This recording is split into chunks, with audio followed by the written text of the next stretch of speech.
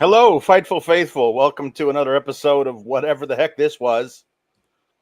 Alex. Talked about by us. It's me, it's Alex, and it's Kate. It's a Tuesday in August. Aren't we so happy to be alive Hold on a Tuesday in August? Is that what it says? Is that what what's his name says on Mondays? Boy, it's great to be alive in City with a hockey team. I'm CM Punk, the catchphrase guy. Yeah, but that's not what you say. Than mine. You say, "With me as always is Kate." With me as always is Kate. Thank you.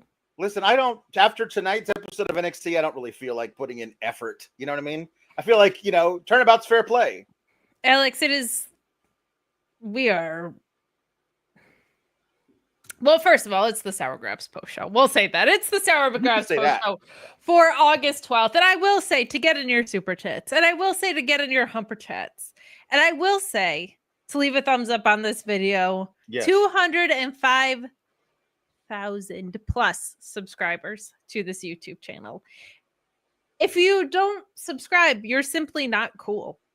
That's all I have to say. I mean, don't you want to be cool? Obvious. Sometimes peer pressure is good. And you're gonna want to put the bell in a chokehold. Yep. Tap the bell for notifications. I say put it in a nerve hold. Just click it for a little bit and hope that the bell sells for you because it's not actually doing anything. But you're gonna want to be informed.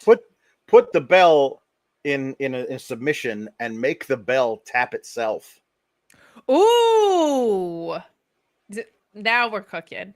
We're cooking. I like that. There we go.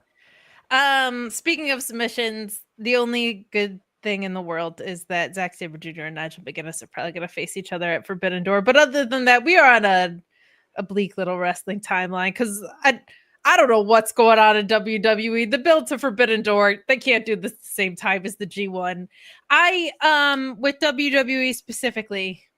Look, I'm not Adam Sandler, so I don't need to make like a life out of supporting Rob Schneider. And I don't think he's very funny.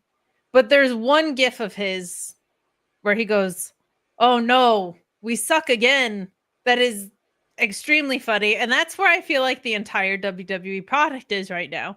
And that unfortunately includes NXT, particularly, unfortunately, tonight's episode of NXT. But we have a lot to talk about. If you haven't picked up already, it's shoe puns in the chat, sneaker puns. Right. Yeah, because of the Shulafala. Because the Shulafala, which is a phenomenal pun on its own. Right. Like if we were doing shoe puns and someone came up with the Shulafala, I would be like, that's brilliant. Big Bronson Reed. Who is big? Yeah.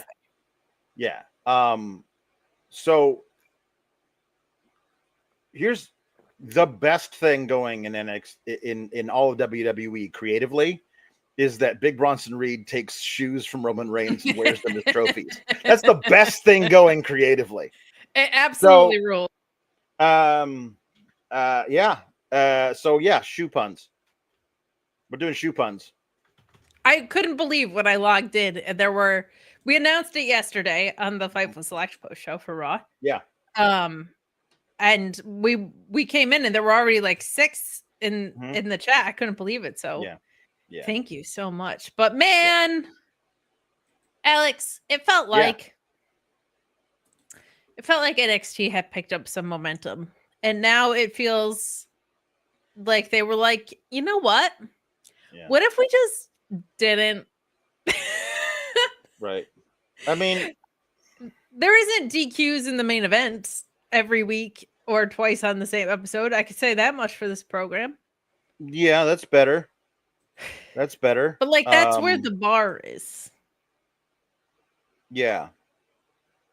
And the bar should be that's better. Tomorrow. And there was some good in-ring tonight. There was some good in-ring. Some interesting ideas for who should win those matches.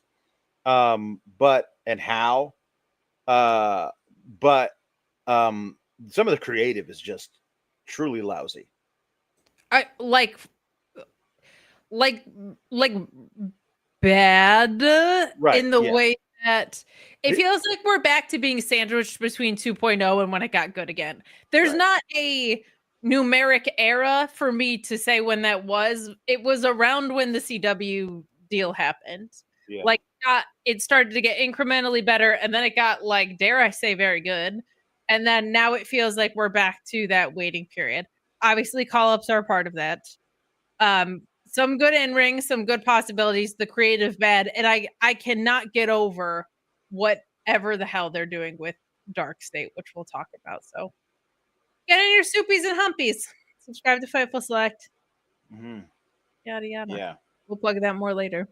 We will plug it more later. Hank and Tank are walking through the parking lot, and Ava comes up to them and says, "Hey, yes, I understand you're very angry at Dark State, but and you can have them, you could fight them at Heatwave, but I need you to not get involved in the main event tonight."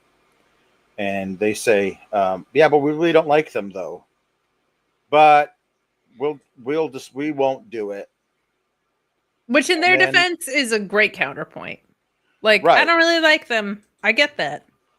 Yeah, they're like, I need you to not get involved in the main event tonight. And they said, although, have you considered our dislike for them?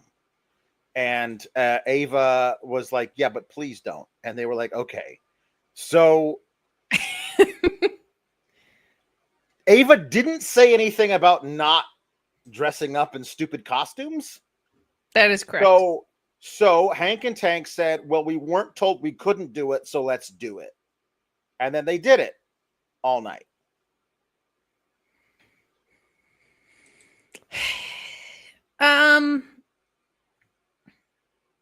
I mentioned this. Was it just yesterday? The past 48 hours have been 45 years long. So sorry. But I said this about the main roster too. It's very evident with Charlotte and Alexa. It's very evident in the fact that like the Rhea Io feud can't just be what it is when Rhea cuts these like really vulnerable promos. Mm-hmm. The rampant fear of characters showing vulnerability takes the pro wrestling feel out of it for me in a lot of ways. Like Hank and Tank, the whole appeal with them to me was like they were these friends who overcame the odds. It was such an easy story of like they lost and they lost and they lost, and then they fought back all at once in that gauntlet. And there was like in-ring storytelling of like, I got you, you got me, we're gonna do this. You saw them go from the lowest of the low to the highest of highs. Classic pro wrestling story. Yeah. Well told. Easily done. Could have been a reset for the tag division the way that they won the casino gauntlet. I just call all gauntlets casino gauntlets now, and they're not. But now they're like, what if, hey, remember that crap that everybody hated that we did with the Viking Raiders? What if we do that with Hank and Tank? Hey, you know how we did this with like Otis and Tozawa? What if we do it here? And I'm like, man, like they can't.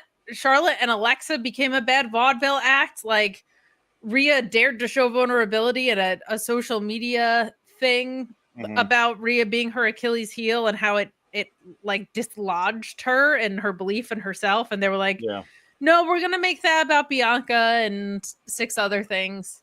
Like the allergy to any sort of vulnerability really zaps a lot of the character appeal for me. And then when you go, let's have them go into Party City, who's going out of business, and whatever's on the 70% off rack, those are the costumes that they're going to wear tonight. Like, it's so insulting to me, not as a wrestling fan, as a fucking grown-up. Like when you hear like Kevin Owens say this is insulting, like I don't want to insult wrestling fans. He means things like they were going to call up Damian Priest to interject into his feud with him and Roman as like his heavy. And he was like, they've never seen us interact on screen before. Like all of these things. He was like, I don't want to insult the audience by doing that. He mentioned that on the Cody Rhodes podcast. There are things that are like insulting wrestling intelligence of those fans. And then there's stuff that's just insulting to how do you think I'm entertained by this as an adult? And this was one of those. And I feel like it's such a watering down of this team. And the fact that like, they didn't really give them any stories after they won the title. No.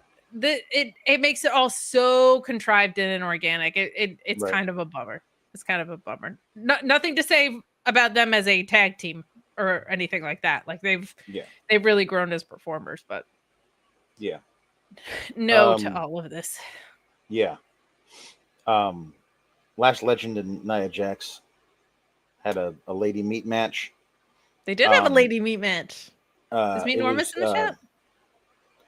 It was very there was a lot of there was some sloppiness to it, but there was a lot of Lash Legend is stupid strong.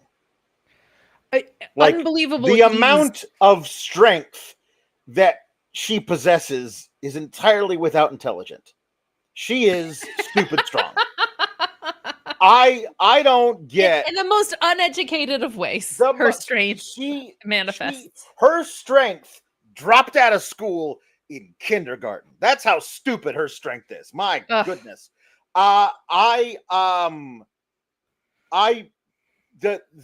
early in the match, Nia Jax says, "I got you in a front face lock, guillotine," and Lash Legend is like, "I'm gonna walk across the ring with you, just dangling from my neck." That's fine. We're not doing that. This is the problem I have with the finish, because the entire match is Nia being gigantic and Lash being like really strong and able to hurt her all over the place. When she needed to, she could power through it and do what she had to do. And the finish of the match hinged on 2 times where she couldn't do that. You proved to us that she can do that over and over again. It is the problem that I have had since watching wrestling, of dude who's incredibly strong, but he is outweighed by a guy by 20 pounds and struggles to put him up on his shoulders.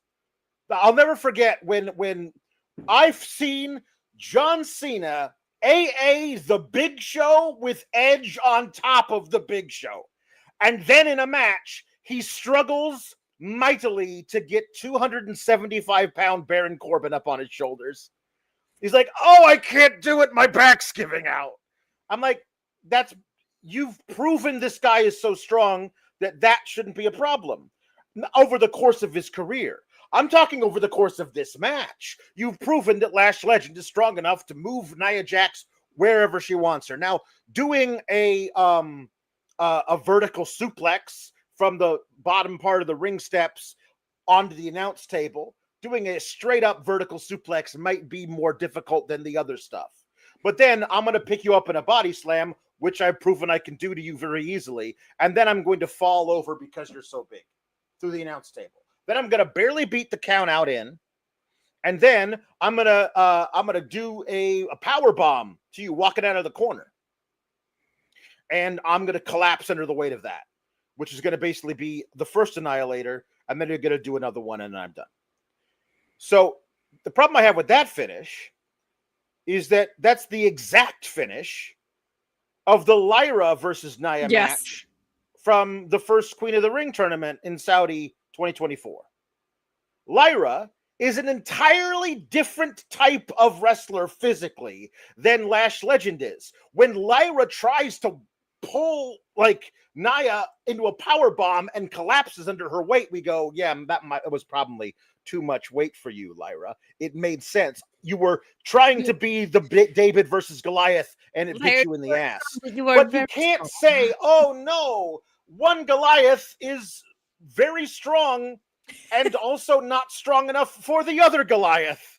That is a dumb way to, because you only have one Goliath and Goliath story. Goliath versus Goliath struggle. You can't book. Wrestling is built on them. If you book Lash Legend as a babyface, and the only playbook you have for babyfaceness is underdog, smaller, is overmatched physically, that doesn't work for Lash Legend. You could easily have had Nia Jax beat her, but you didn't have to do it by having Nia Jax beat her in the exact same way. Nia Jax beat a much smaller babyface in Lyra. So my only thing from a psychology standpoint, and I do have my doctorate, is But I would say this didn't tell that story either. I think you can do that ending if the story is we've done this move 6 times and I am now too tired to do it. Right. But that's also not the story that we got through the rest of the match. It is frightening how strong Lash Legend is, not because she could carry Nia around, but I bench pressed like 25 pounds to that. No, 50 pounds because 25 each side.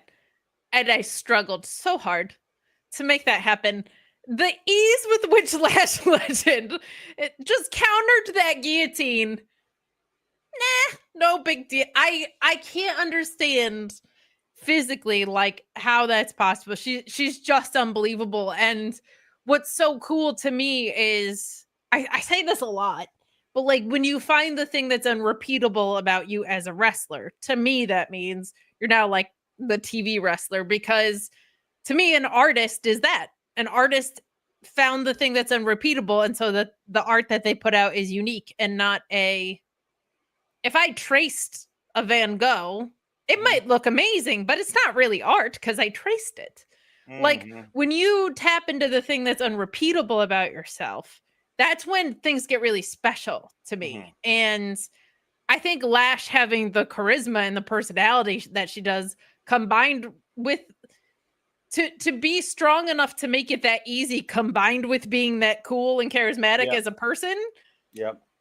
So many times when we get these mega strong characters, they're rawr, not like I got it. Like that is really special and unique. And what I want to see for Lash is just more reps, because I do notice it with her. I notice it with a lot of wrestlers. Anna Jay, I notice it more with women because women are ever the ones getting the screen time. But just reps, reps, so that it gets a little bit easier and a little bit smoother. There were parts of this that were clunky. I didn't care because it's just really if it's strong on strong throwing bombs like this, I don't give a shit. Yeah. so that's cool. But I agree with you that the ending didn't fit here as well as it could have. I do think you could have done this ending with a little bit of a different story, but overall I had a lot of fun watching this, and I am simply blown away by the strength of Lash Legend. And I thought Nia did a really good job playing her role in what this was all supposed to be as well. Yeah. I also am fundamentally opposed to large wrestler wins because they're too fat for the other wrestler to pick up. That's fair. I've always hated it. Going back to Bastion Booger. Like going back to like just fat guy for the sake of being fat guy. Like my opponent tried to pick me up and I landed on him because his back gave out. I win, but you didn't do anything. You ate extra donuts for your entire life. That was your big plan. That was your strategy. I mean, it's one thing to have use the heft of you on purpose to do a move, as opposed to my opponent's legs gave out, I won. I've always thought that was silly and dumb. I think that's a fair criticism. Your dad said something. Says, good Tuesday evening. SGS, you don't suck. Team Kalex doesn't suck. And the Elizabeth Pringle family certainly doesn't suck. Thanks, and then Dad. JW Pringle, your adoptive brother, says, the Elizabeth Pringle family has never been stronger. Much love to cousin Awesome Alex, sister Killa Kate, and the powerful Papa Paul Elizabeth. Thank you for your salutations and your alliteration, as always, from both of you. It's very much appreciated. You heard it here first. My dad thinks I don't suck. So there you go. That's very important. I love saying that, like he doesn't celebrate every small thing I do in my life. Like I won a Nobel Peace Prize. He's an amazing dad. Yes. Jim Duker says, waited all my life to be one of the cool kids. Thank you, Wida Alex, OTK, and everyone in Sour Nation. We are the Fightful Bloodline. Thank you so much. And Big Jim, we thank you for being one of the cool kids at our table. Thank you. Uh-oh. Oopsie. I didn't mean to do that. I hit a button. You hit a button? I hit a button. Oh, no. Which I hit one? a button, and I hit a button, and apparently now we're no longer recording. We're broadcasting, but now we're no longer recording. Oh, that's okay. The recording screws up my computer half the time. As long as we're Sounds still great. broadcasting, that's fine. Oh, well, no, this is it. This is the one time you're ever going to see this. I'm kidding. It'll be on YouTube. So it's still recording on my end. Let's really put that recording thing in a different spot if that's how easy it is to click it. And there's no like, are you sure you want to stop recording? It's just click, done. It's still recording on my end. Well, so good. I think you're recording me. Fine. Well, it's fine. Whatever. Who cares? Okay. Hey, let's talk about. Well, yeah, we'll talk about this later before the main event. I want to group all of our problems with Dork State into one. God grant me the serenity. Sounds good. So we're also gonna save the Chelsea Green stuff for when we talk about that match too. But we might as well talk about this now. Joe Hendry beat Charlie Dempsey in 3 minutes and 59 seconds. Really? Like, I guess he's recently a former TNA champion, but like Charlie Dempsey's an accomplished wrestler. He's not Dante Chen. Like, I love Dante Chen, but he's been utilized as a guy who loses in 4 minutes multiple times. Charlie Dempsey hasn't. The one takeaway I have from this match, is the commentary making sure that we all know that we are supposed to notice that Ren Sinclair on the outside is making goo-goo eyes at Joe Hendry. We have been begging for literal months for them to give Ren Sinclair something to do. And what are they giving her to do? Have a crush on Joe Hendry, a guy who doesn't even technically work there. So whenever Joe Hendry is coming around, she's gonna be like, she is Sally from Peanuts, and Joe Hendry is Linus. And this blue shirt is that blanket. That's what it is. Because he never goes anywhere with that damn blue shirt. That's what it is. She's like, oh my God, my sweet Babu is here. And I'll always love my sweet Babu. Notice me, sweet Babu. I swear there's no way they have all three guys point out that she is making eyes at Joe Hendry while her friend Charlie Dempsey is losing to him. That is the angle they're running here. That's the only thing I care about. Is that is apparently the path they have for Ren Sinclair, who's way more talented than that kind of storyline would suggest. I'm hoping this is in service of the rest of this group breaking up, the 4-minute loss and this goo-goo eyes angle. On the list of things that, like, I feel like were a good idea to get Joe Hendry out of the mud on NXT, a 4-minute win against Charlie Dempsey and a crush is not not one of them. I want to see Ren in a program of her own. I know we've been saying, like, for a while. I meant one that involved her wrestling. I guess I had to be more explicitly clear. I want to see Ren Sinclair wrestle another woman in the women's division, not like she needs a love interest. I don't know what to make of this men's division in NXT anymore. Like, there's so much haziness around who's a mid-carder, who's working their way up, who's at the top of the card is clear, but it's redundant, and it doesn't feel like the people who are at the top of the card already either A, already faced each other, or B, don't feel like they have a shot in hell against Femi. So I need a focus on it. I feel like this, I've said this before too, but I must reiterate. I am such a believer and a fan of promotional crossover in wrestling. In my lifetime, I don't know if it's ever worked. I used to be. don't know Not if it's anymore. ever worked in my Tonight time cinched it. watching wrestling. I'm no longer a fan of it. I do like I'm looking at AEW and New Japan, and I'm like, they're trying to do Forbidden Door well. As the G1's running, that's a terrible idea. I'm looking at this, and I'm like, I don't think the TNA crossover is working. I don't think they're really doing a good job within their own ecosystem. I'm glad they're putting people on our radar in that way, like of people from Evolve that are standouts and the like. But I'm like, I love the spirit of that, and I don't think I've ever seen a good execution of it because I started watching in 2009. So there was nobody really in town that WWE was doing business with. And then AEW came around, and then during COVID, they had the partnership with TNA Impact. At that point, just Impact.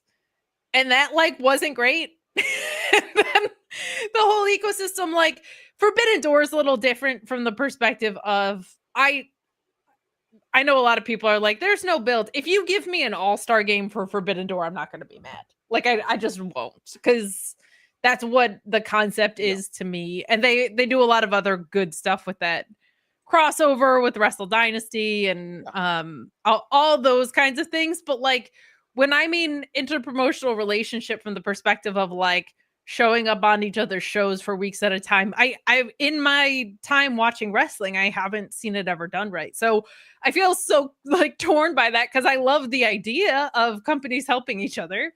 And I feel like it's so beneficial to talent to be able to go sharpen your iron in other environments. I'm a huge proponent of that. I think the young boy system in Japan is brilliant to send people on excursion and get your feet wet in other countries and all these things. It doesn't work though in anything that I've seen.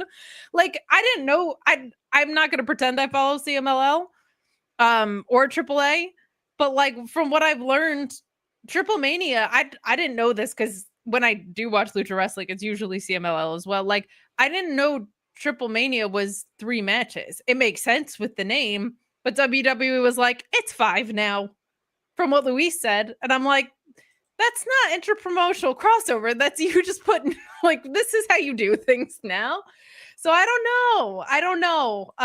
But I think it's been a big part of NXT's step back has been, we have LFG and we have Evolve and we have TNA. Like the lack of focus on the NXT products and the inability to build up people to fill the voids of the people that got called up certainly feels like it's from this chaos. I have no way of knowing if that's true, like internally, but that's how it reads on screen for sure. Yeah. Alpha Bill, of course, had a terrible idea that's definitely happening. Ren will be laying seductively on a bed and say his name, and Joe will pop out of the closet. What I need that to be the thing is like, whoa, what? When you say my name, it pulls me like a tractor beam from wherever I am. I do not condone this. This is not what I want. Whoa. No means no.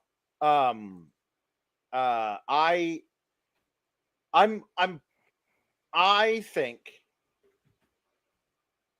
there is a better chance of Ren Sinclair following around Joe Hendry and convincing him over months that he should love her back, and they have a triumphant kiss in the middle of the ring, than she becomes a champion.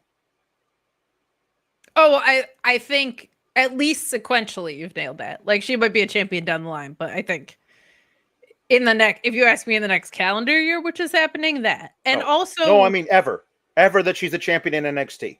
I think it's more likely they run that kind of storyline for her than she is ever a champion in NXT. I think both happen. But I feel like they've never done a successful romantic angle ever. Not since my Duke and what Persia Parada, I think was Steph Delander's name at the time.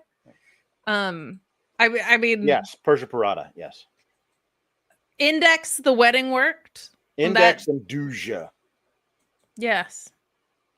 Yeah, remember when they had a makeout contest? on their biggest PLE of the year, right? Mm-hmm. Mm-hmm. But like Ashanti and Carmen Petrovic obviously did nothing for either of them. Unfortunately, Ashanti the Adonis, fortunately / unfortunately, because I think bright things are in store for him in the future. He's a talented guy, but I never like to see somebody's paycheck go away, right? Mm-hmm. But they just don't do romantic angles well. Now, there's a very high possibility, I will say with this, that you and I will hate it and everybody else will love it because I think Ren Sinclair is that damn good at pulling off this type of thing that I have faith that it'll win Of over all other the people. women who are like regular members of the NXT roster, she's the only one who has even a prayer of making Of the any of it chops good. to make it work. Yeah. The problem is they shouldn't ask any of the women who are in there to do a story like that because it's stupid and beneath them. All women. When I say beneath them, I mean women as a gender. It's beneath them. There's also okay, I was gonna say Ren Sinclair's 30. This is what we're doing with a 30-year-old woman at NXT. Yes, no, like she's absolutely has the character she is playing on TV is 19 years old. That's the thing, because if you told me she was closer to Thea Hale's age than 30, I would have said absolutely. Look at the way that they portray her on screen. That's the way that they're trying to make her into a college-aged child. Yeah, I just she felt like 25, and I'm like, I don't know if I need a 25 and a 40-year-old getting together in the same way that with Duke Hudson and Thea Hale when it felt like they were going in a romantic direction. I was like, I don't think that is called for on my screen. Right. But if anyone can make it work, I have faith in Ren Sinclair. I don't want to see it. Like that's not what I need. Yeah. So let's see here. We have a lot of puns. I'm gonna read some puns. You guys are not all of the puns, shooing but out. I'm gonna read some puns.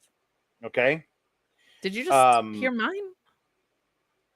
I said you guys are shooing out with all these puns. Shooing out. Chris Pereira says Wyatt A6.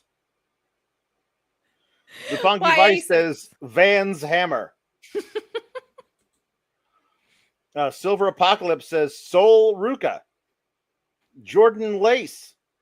Moccasin Kara. CM Pump. Braun Sneaker. Braun Sneaker, I really, really, really like. I love this one from Lupangi Vice because they're sending it on behalf of somebody else. On behalf of Bunk Funk, Dr. Shoal Ruka. And True Infamous says 5 laters. Oh yeah. Cleat. I didn't. I was yes to all of that. Cleat. Cleat. One Lieutenant Photo says New Balance Archer. And call Converse All Stardust. Of course, Chris says Air Jordan. Very nicely done. I love those ones. Chris Perez says Adam Cole Haan. Rafael Garcia says Chris Adidas. Sexy Starberries. And of course, Jimmy Vance. Very nice. Very well done. Okay. We'll do more of those. Keep them coming in. Thank you very much. So Josh Briggs goes to the ring and the fans are booing him. I mean, they're probably booing his leather hammer pants and the fact that he's wearing a Jasper Troy sized watch chain that doesn't connect to a watch. That's why I would be booing him. You're obsessed with wrestling fashion. I am. I'm obsessed. Host your separate from me, and it pains me to say that. A Joan Rivers style Alex Pulowski show. I'm obsessed with anybody who wears a wallet chain that doesn't connect to a wallet. That's fair. That's just a chain between two belt loops. That doesn't do anything. I don't know what that does. I was that girl in college, honestly. You wore a wallet? You wore a wallet chain that didn't connect to a wallet? Yeah, because I was so metal, man. I wore a Looks wallet chain that cool. connected to a wallet. I was always scared people were going to steal them, but I thought that looked cool. Because I would go to a lot of shows, and I don't want to make it like accessible for you to steal my wallet. Well, yeah, that's why you got the chain. They feel finagly. I feel like you could get, like, if I'm at a metal concert and someone's able, I feel like they're too snatchable. All right. Okay. I did it for the aesthetic. I found out something new about you tonight, and I'm not sure what to think of it. I know. That's why I had to come clean.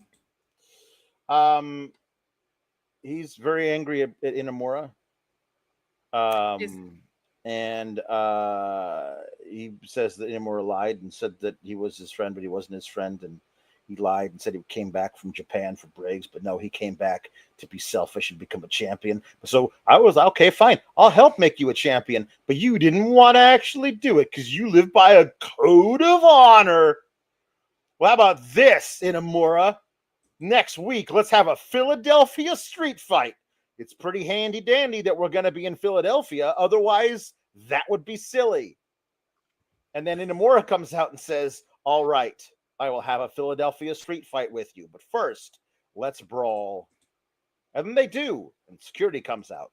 And Inamura jumps off of the top rope with his bouncy splash thing onto a lot of men. Then they leave.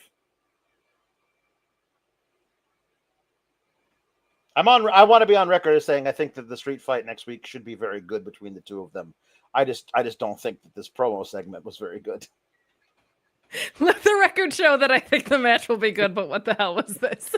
yes. That is a good synopsis of my thoughts. I don't think well, okay. So biggest problem with this entire segment is you have Ricky Saints right there. And nobody asks where this is, and Ricky Saints comes out and says, "In Philly, you big dumb bitch." Oh, I know we're all tired of the like AEW WWE shots, but that is one of the most iconic Ricky Saints things ever, ever documented.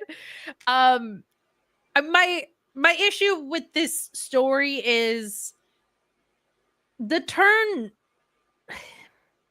we as a society do so many.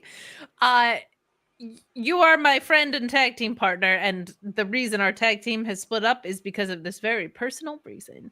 Stories. So when wrestling, and particularly WWE and double particularly NXT, are so oversaturated with that type of thing, the justification for the split has to feel like for me has to feel extremely visceral at this point, because we've gotten so many of these that I need either a very strong justification or a very intense character justification, like turn of some sort. This doesn't really have the bite because it always felt like they were somewhat loosely affiliated, and the reason for the split doesn't feel like I hate your guts out street fight type of animosity to me. So I don't think it's on the performers at all. I just think that like they're to jump to the stip match feels like a leap that is beyond what the story has told us. I hope that's it. I don't want to watch them fight more than the thing. I think they're good for one street fight type match, and that's good. We can move on from that. I don't need to watch more of it. Right now, company not great at moving on from things. No, I understand. But I'm in agreement with you. Like, do the street fight and let's move on. Here's the thing. If they did a regular match, you know it would end with a double count out schmoz where they fall into the crowd, and then they're like, okay, we're gonna do it. Falls count anywhere or a street fight or something. They do that. And then like just skipping the first part is I always want them to skip the bullshit first match. You know they're getting to a second match. Skip the bullshit first one. Can we skip to the good part? Yeah, thank you. Yeah, but I also feel like you have to have the hatred to get there, do you not?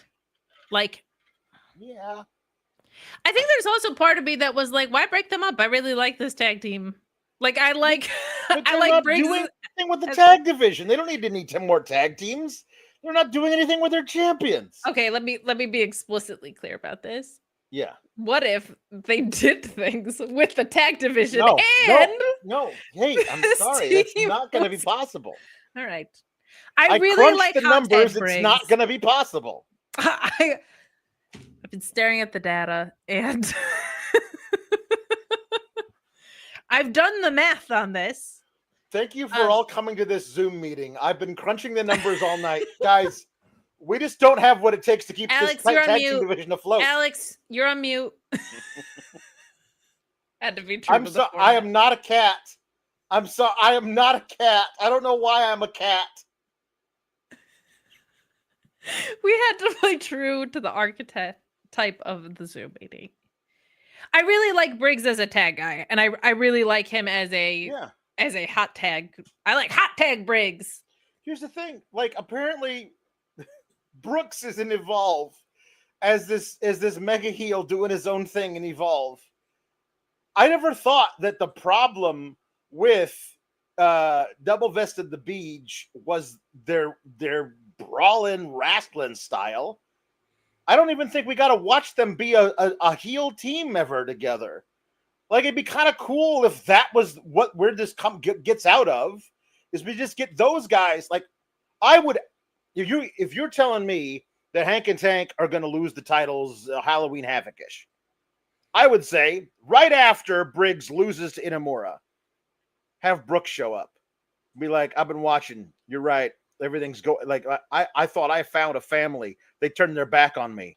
Your brother Inamura turned his back on you. You know what? We're together. We never turned our backs on each other. We just decided to try it apart for a while, and guess what? It didn't work. You know it didn't work. The best time we ever had here. Wasn't it when you were tagging with me? Because that's the best time I ever had here. Let's try that together. Nobody else matters. Just the two of us. Like, absolutely, I would buy them as being vicious in the ring, shit kickers, whatever, and they could just beat it. I honestly feel like because Brooks really improved as a wrestler since his days as Virgin Beach. And like, I think that like, you're right. Double Vest is a fantastic tag team wrestler. I think they would work really well together. When I was telling you about how I used to wear a wallet chain with no chain wallet on it, it was to shows where an opening band was definitely named Virgin Beach. That was definitely a local. Hello, Binghamton. We are Virgin Beach. My God. I would be for that. I would be for the reuniting because we also haven't seen them as a tag team under this regime. But I would love it if Kiana had left her bag behind and that came into play somehow. That's what I want. Yeah.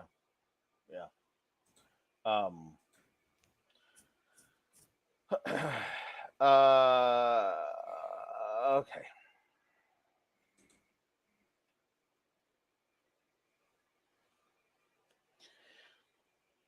Kelly Kincaid sat down for an in-depth interview with Jordan Grace today, where Jordan Grace said, "I'm not pretty enough. I mean, I know I am, but I don't feel pretty enough." And Kelly Kincaid said, "As a woman, I identify with you."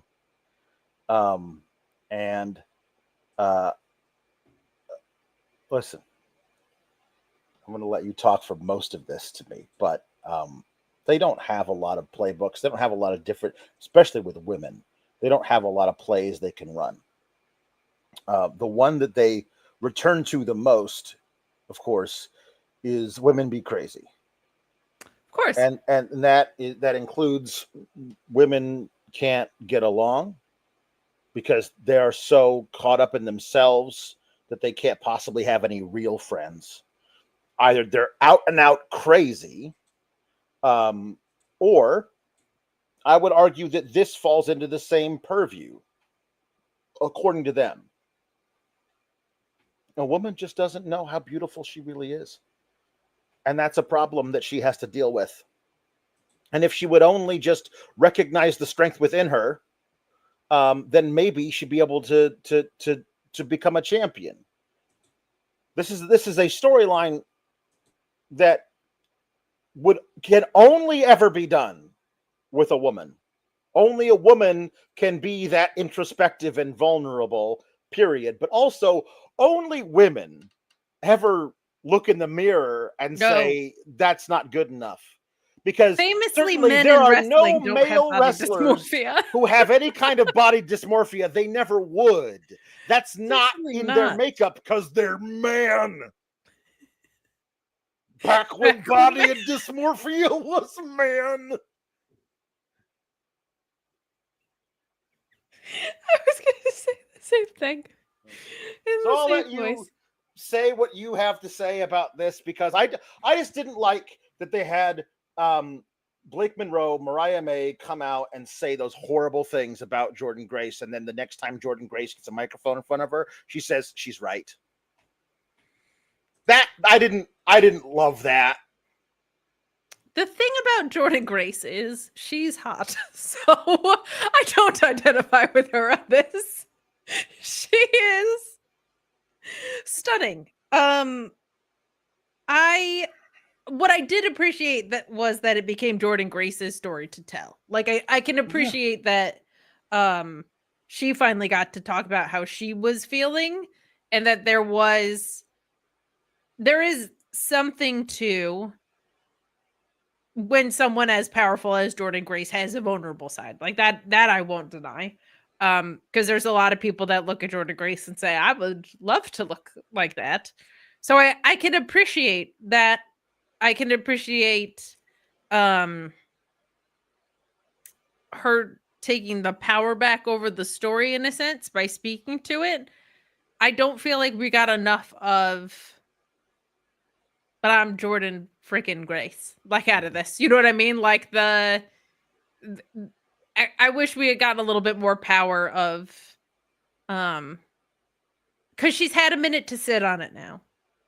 Like, if she had said, you know what, there's a lot of days where I wake up and look at myself in that way, but then I get in the ring and I don't give a shit what I look like. Because I know exactly who the fuck I am in the ring or whatever. Yeah. Like, one of those I think would have been more effective, because this didn't make Jordynne look vulnerable as much as maybe it made her look weak. This is a longer burn, so I think there's still time to tell that story. I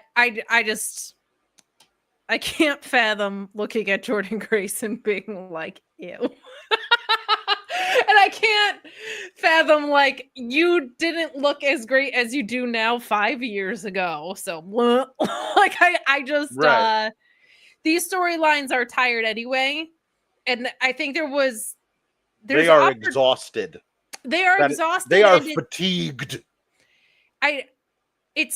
We've talked about this to death over the past couple weeks, but like the thing that's frustrating is Kelly Kincaid's right. Every woman does feel that way at some point. Every woman that was raised in the 90s and early 2000s sure as hell does, because Jessica Simpson was a size 6 and they were like, what a fat ass. But like, the thing that is frustrating is how two-dimensional it all is. Because when you do have body dysmorphia issues, it's so much more complex than I don't feel pretty. Like it's so much bigger. No, more complicated. But of course that's how it's dumbed down for the audience is to that. Yeah, you know? I feel like I guess what I'm trying to say in a very long-winded way is like there's an incredible amount of richness that can be told in bringing a story like this on screen when you've done it 100 times and you've done it with so few dimensions over and over and over again. It doesn't have an impact anymore.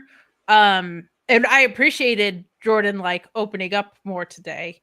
But I just feel like there were so many ways to make Blake look clever instead of just a mean bully. And there's so many ways to make Jordynne look like she has such incredible strength through the pain that the body dysmorphia can can lead to.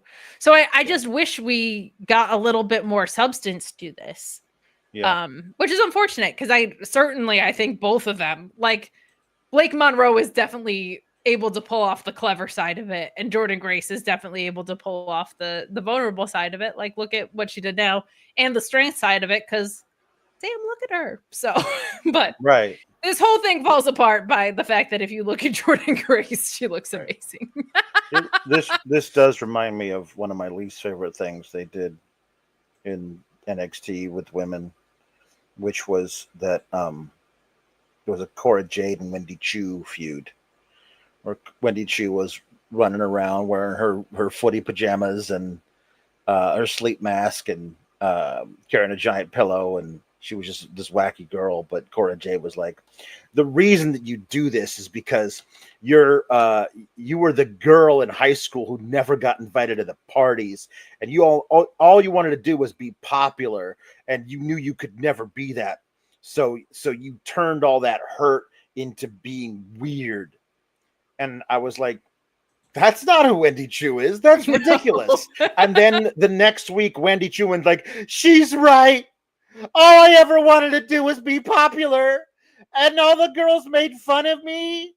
So I hide the fact that I can never be popular in footy pajamas. Oh, no. And I'm like, can't she just be a quirky gal who likes to take naps? Why does she have to hide some dark secret about how all the hot girls like threw stuff at her? So weird, because I felt like they did so much work to make Cora Jade an underdog babyface with the War Games match with Raquel and that whole thing. Yeah, and then she became, you're a mean girl now, and that is all you get to be. Yeah. But yeah, that was silly, because it was like, how injured were they from stretching to make that story fit? Because it was like, Wendy Chu is not some like weird nerd loser. She was taking naps on top of lockers. I know. Silly. So yeah. Ava is like, you're gonna go face to face next week in Philadelphia. And Blake is very upset. She thinks that Ava is biased. And the thing about it is that we saw from last week that she is indeed biased. So Blake is right about that too. So yes, she was correct. Nice.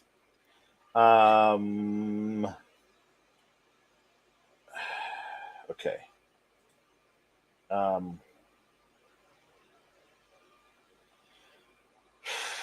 Okay. Yeah, let's talk about this thing. Like showing footage of Jacy Jayne in Impact. And how about that? Doing stuff with Masha and the fragrances. And I wish that was their name. We are the fragrances. I don't know. So she's mad about how the Consonants got her and Horse Girl into a tag match tonight, and Consonants and Horse Girl. Yeah. So there's a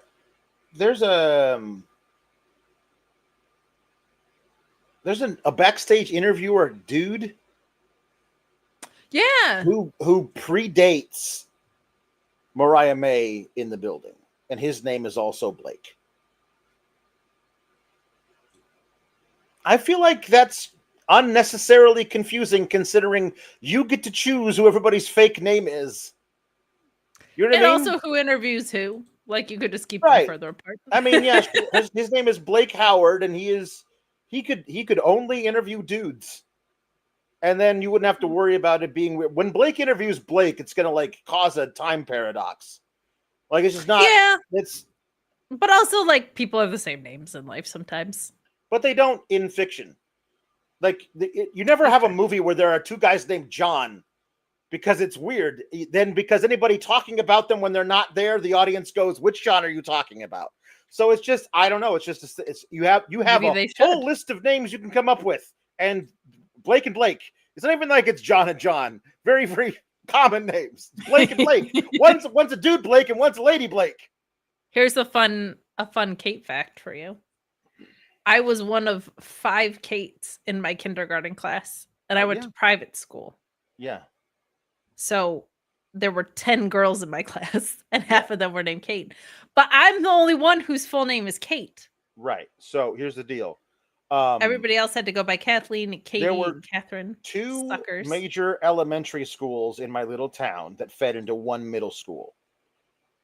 In my 5th grade going into 6th grade class, I was the only Alex. But in the other elementary school, there was a guy named Alec.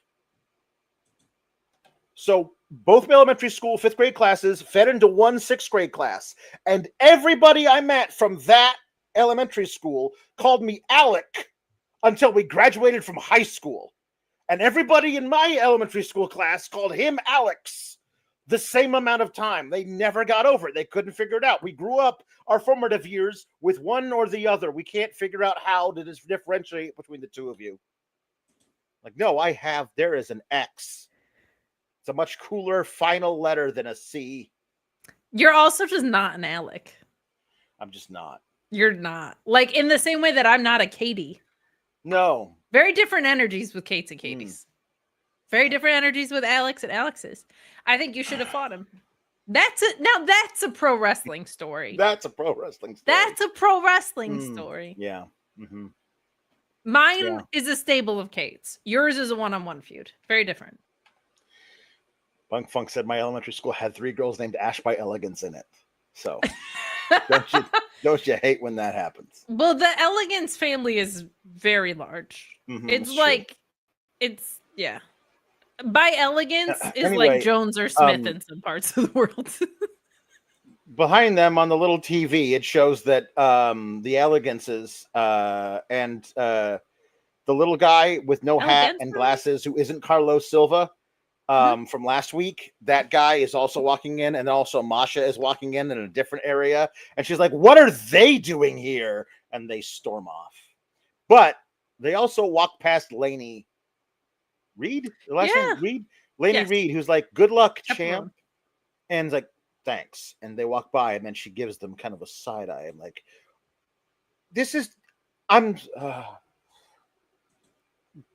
okay. So this feeds into my next thing. Okay, we know there's a Blake and Jordan match at not Fastlane, Heat Lane and Fast Wave. We know there is a Blake and Jordan match. We know there's a Blake. We know there is a Blake and Jordan match at Payback. No, Backlash. No, Heat Wave. No, Fastback.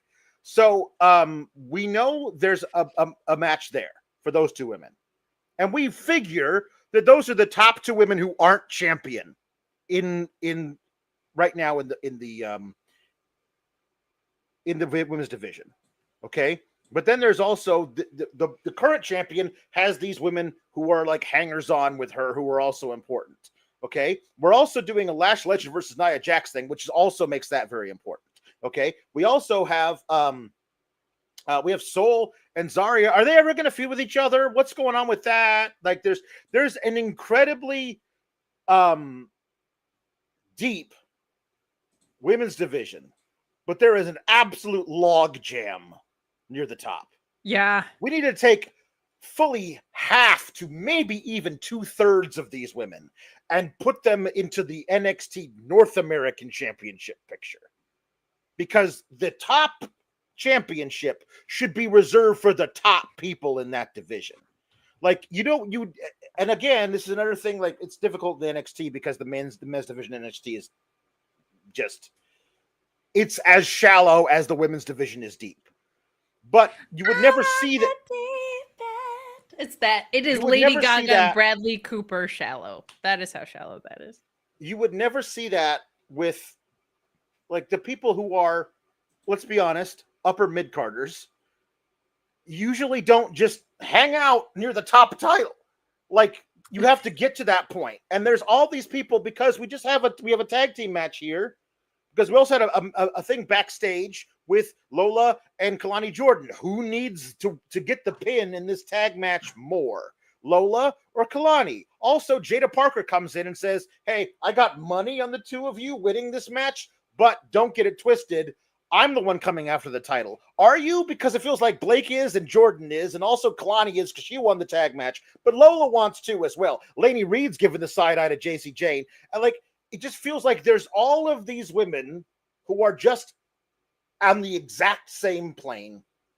Like they're not at all being put into which I guess is good, but also too confusing for me. Like I'm watching it go, I don't know if Lainey Reed is going to get a title match before Kelani Jordan is after tonight. Well, what is cool about it, honestly, is that this just never happens with women's divisions. It happens with men's divisions all the time, which is awesome, to be honest. Like, what a cool problem to have on the women's side. I wish it didn't mean what it also meant for the men's division, but it is... they did that tournament, and I don't feel like it. I was hoping the tournament would maybe clarify things because they got hosed, man. They got all of their top performers taken up at once. So I figured it was going to take them a minute to reset. And I, a tournament proponent as I am, was like, maybe this will help. And I don't feel like it did a great job of setting up tensions between other people, and I don't feel like it did a great job of being like, okay, so they're title adjacent. They're probably going to be the mid card of the couple, after Soul finishes up what's next. They'll probably be a world. So like, I don't feel like we have a lot of clarity between middle, top, and bottom of the card. I feel like Lainey would be much better served, particularly Lainey, because we haven't seen her on TV in a long time. I would feel like she would be much better served by putting her in the Sol Ruca area. I also just want to see that match from a stylistic The match would be good too. Like the one we gotta get to is the one where Zarya almost certainly turns on Sol Ruca, and we have that match. Whether or not it happens after the match that was supposed to be a friendly bout and then turns not friendly, or if the reason the match happens is because Zarya turns on Sol. But the only people we have in that camp are Izzy and Tatum. Those are the only two women in the entire locker room who seem to give a shit at all about the North American title. Every other woman is going after the top title, and they should want it, but it's your job as a writing staff to keep things in a way that it's not overwhelming for the audience, where like you're not going to have a 12-woman ladder match for the women's world title. That's not a thing you're going to do, but that's how many women you legitimately have coming out, or at least associated with Jacy Jayne in some way. Well, and it is a thing to me of like, we have the darned numbers game, obviously. So are some of these women going to start pairing up? Like, what does all of that look like is something to... The other thing, Thea Hale is just somebody who like does coffee reviews on Instagram and then loses to Nia Jax. Like... We saw Carmen Petrovich for the first time in forever. She's hanging out near an elevator. Like, Tyra May too. We finally saw her. Now she's got something to do. Thank God. You know what I mean? Like it just. This tag match between the women is good and fine, and Lola decapitates Jacy Jayne with a back fist. And then she allows Kelani to get the pin and raises her arm, and like the way they were arguing about who's going to get the pin tonight, it felt like between the two of them, they had decided whichever one of us pins Jacy Jayne, because that was the other thing. They pinned Jacy. They didn't pin Fallon. They pinned Jacy. They pinned the champ. So she's the most beatable champ. Kelani gets a title match with Jacy after, of course, because this is the other thing, is that after they lose this tag match, Jacy Jayne goes backstage and is talking with Ava and the little guy without the hat and with the glasses who isn't actually Carlos Silva. And that guy is like, you're gonna lose the title to Ash by Elegance on Friday or whatever. We know that's not happening. But then if you win that, I guess, you're gonna have the TNA title will be up for grabs at Heatwave Fastback. Like, that's where we're doing that then. We're doing the TNA title is being defended. It's a 3-way. It's her, Masha, and Ash by Elegance. So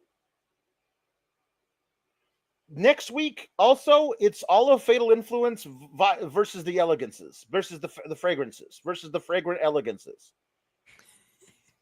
Like, versus the Febreze plugins. Like I am, it just feels like it's just so convoluted, and they're convoluting it more by having all of these TNA people coming over to wrestle on NXT programming. I'm never going to watch TNA. Mustafa Ali is on there and I don't watch it. I'm never going to watch it. So I don't know who any of these people are. And I'm going to be sitting here next week going, wow, great job by the Elegances. I don't know. I think they're the Elegance. Yeah, the Jacy having both titles is, I just don't understand who it's serving, because I don't.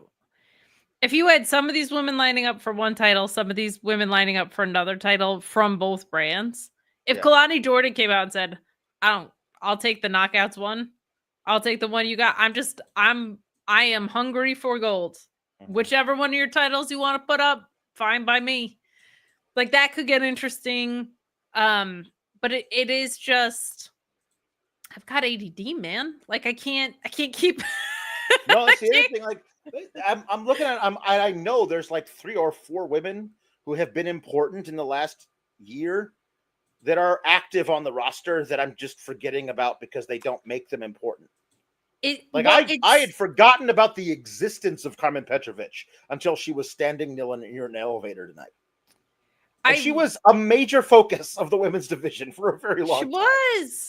She was. I feel like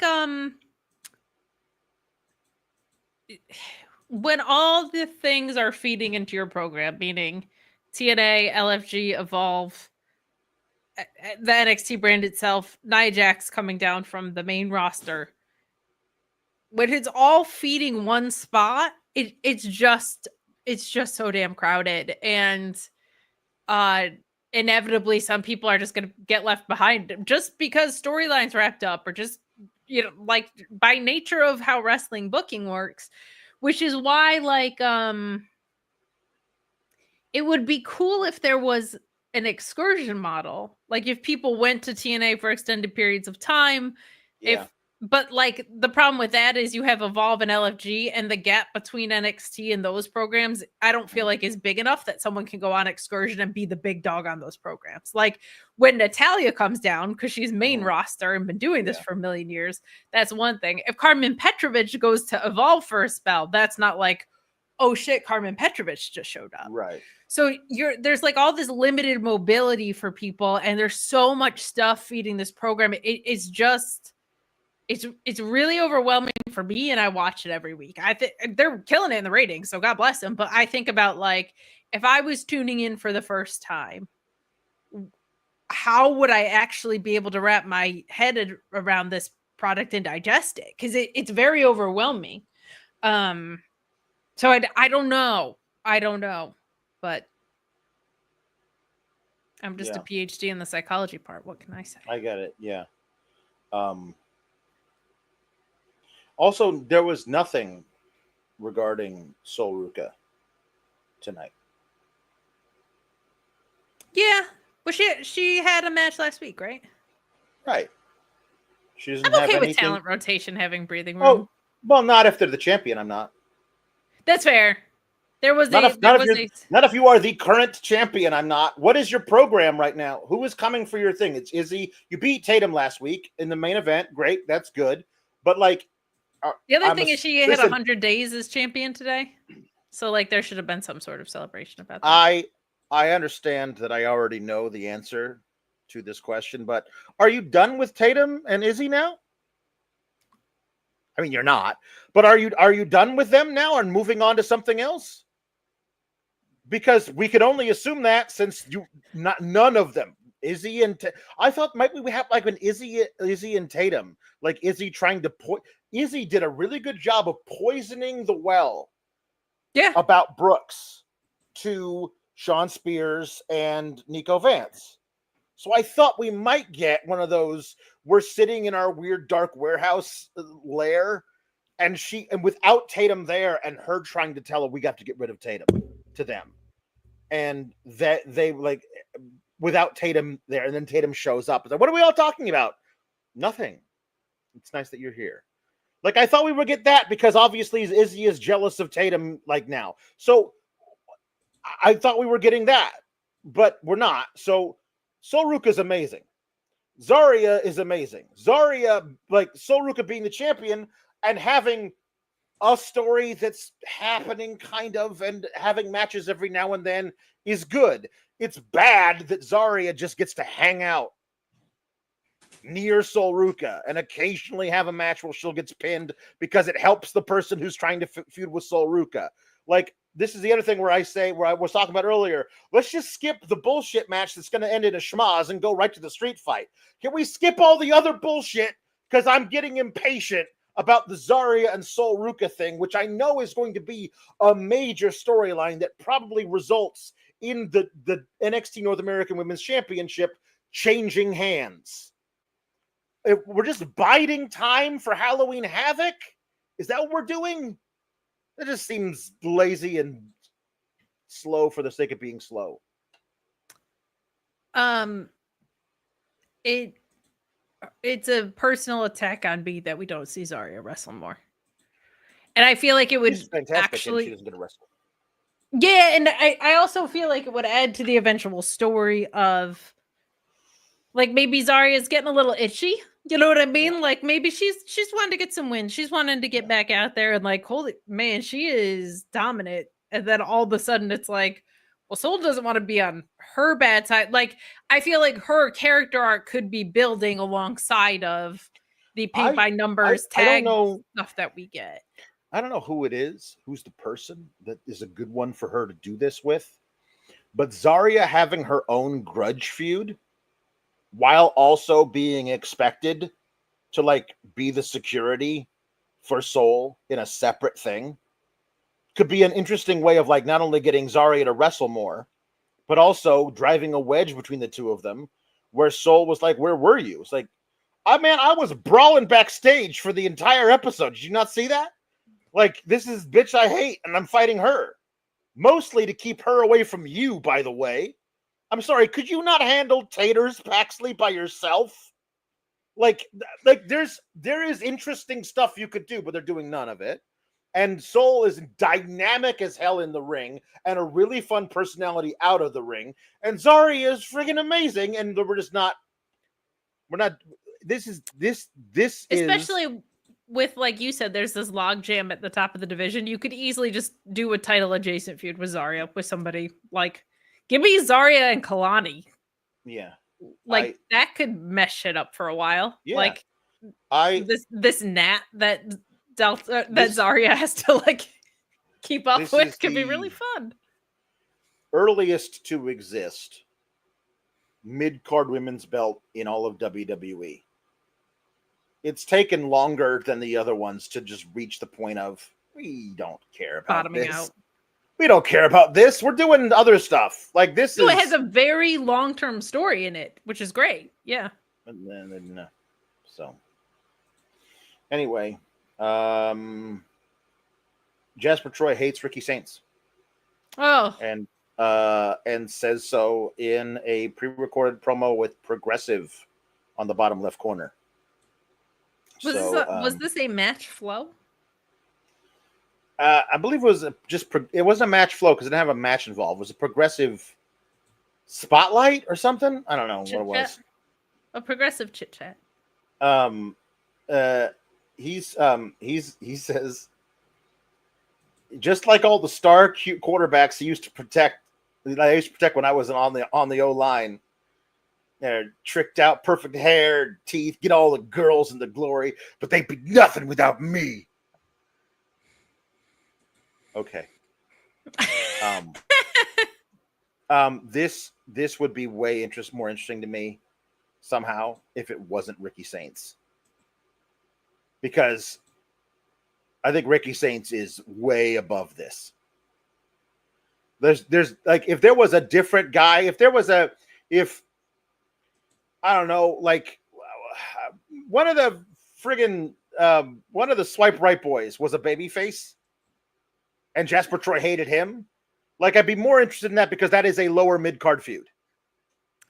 Like I don't give a shit about the feud, because Ricky Saints should be so far beyond Jasper Troy at this point in his career in NXT. Are you kidding me? Like, just move past this, please. I feel like that's a can't. What is it? The food is bad, but the portions are too small thing. Like, I completely am like, we need to establish new men's stars in the division, and I think working with Ricky Saints and Ethan Page are great ways to do that. But I also don't think Jasper Troy is the guy we should be establishing, because I just don't. He's so new with this, and he looks really rough. So it kind of has to be someone like Ricky to drag him to a serviceable match, I feel like. And that's not a slight on him. That's just where we are in his career. He's very, very young. Saw the match between them. It ended because the ramp broke. And then he took a senton and he laid there with the busted sternum or whatever. I mean, that prop thing is unfortunately the thing I'm going to like remember from this feud. But I would, like, if it's between Jasper Troy and Shawn Legacy, I'm saying put Shawn Legacy there, because I feel like Shawn Legacy is mere steps away from being established as a men's star on NXT, where I feel like Jasper Troy has leaps to make. When you say it's if it's Jasper Troy versus Shawn Legacy, that's the kind of guy who should be the pretty boy that Jasper Troy hates. A new guy from Evolve and a new guy from LFG coming to the main roster, hating each other. That is a true David versus Goliath type thing, where we're going to root for David. Goliath is impossible to beat, and somehow Shawn Legacy at the end of it does beat him. But the matches are fun. There's the size difference and all that kind of stuff that could be good. While Ricky Saints is off doing stuff way beyond this pay grade. I meant Ricky versus Shawn Legacy, like, because I feel like Shawn Legacy is within reach of being able to be established as a star on the NXT roster, where I feel like Jasper Troy is, to be elevated, you got to be on the elevator. You know what I mean? Like, and I think Shawn Legacy's on the elevator. He just needs to get lifted a little bit. Jasper Troy's just too far behind that I don't think this is going to be productive in setting him leaps forward. Like, you have to be ready for the opportunity that's in front of you. And I just don't think Jasper Troy's there yet, where someone like Shawn Legacy would be. But